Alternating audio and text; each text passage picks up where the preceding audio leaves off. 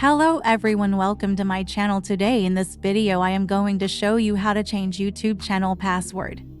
First of all, open your YouTube channel and tap on Google Accounts.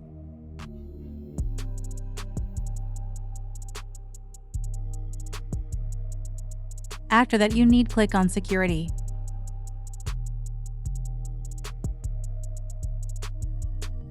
Now scroll down and click on Password.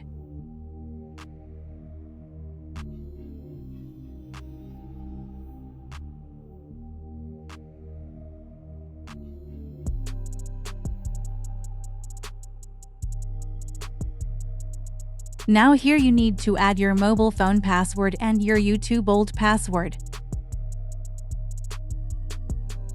After that you need to add your new password and confirm password.